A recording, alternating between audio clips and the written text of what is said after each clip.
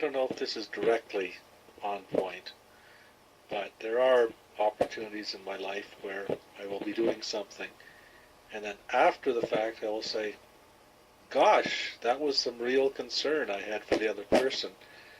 Not really related to myself, but I can see then afterwards says, well, since I've got that, can I, well, no, then I've fallen into the trap. Timothy, that's exactly it. And that's one of the huge places you can look to see for the manifestation of love. If you notice yourself doing for another person without the thinking of doing it, in other words, you're not helping them, you're not giving them money, you're not, I call it assisting for the lack of a better word. If you discover yourself giving assistance to another with no expectation, then that's the manifestation of love. You suddenly discover yourself doing something. But then when the thought of it comes in and begins to direct it, then that's back to helping and back to thought-invented action. Yeah, I've seen that. There's the observation of, oh, look, which is kind of surprising, like, oh, look what just happened. Anything beyond that is like trying to cash in on something that just happened. And that's just not going to work the same way.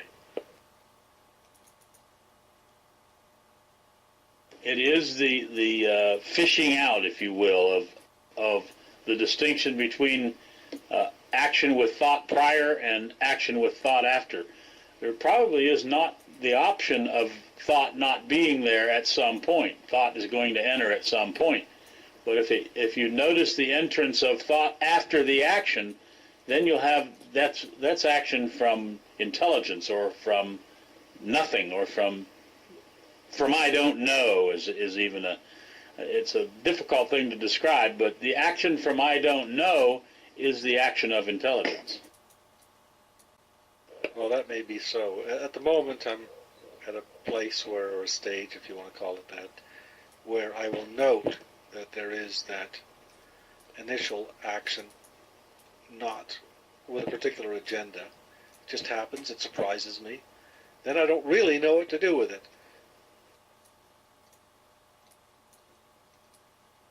Then that's the perfect action.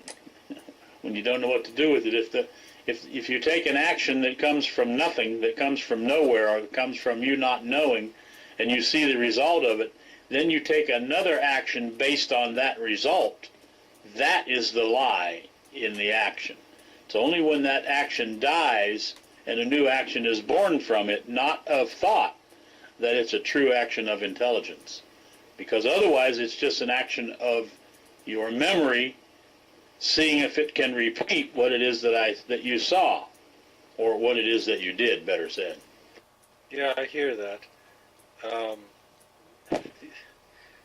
I don't know if this is really a thought, but to me, if I do find myself in that situation, the best course of action that it appears that I can take is to say, oh, that's interesting, and then forget it. Yes, Timothy. Even the observation, that's interesting, and then forget it is a dangerous kind of thing, because that's interesting has a tendency to want to shelve itself away so that it can be acted upon later, perhaps. But we might be getting into deeper water there. It's enough to point out the fact that there has to be a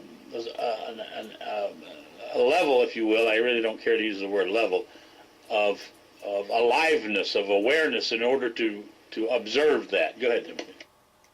Yeah, I see the deeper water of which you spoke. That is, I've seen that aspect as well. And in fact, I can see that if I seize on these little surprises consistently enough, I can come up with, now I'm guessing a fair bit, but it seems to me I could set up one of those mirrors of which you're speaking. Yes, and it's only, as I said before you said that, it's only the aliveness of yourself that can save you from being lost in belief. Because if you see that sudden delight of your action, and there's a action in yourself of being delighted about it, then you could fall into the trap of reenacting it, if you will, of calling it forth to do again and again and again. That would be the action of self-destruction, and destroying the action as well. Timothy. Yeah, I hear you there, Edward. Thanks. Perfect.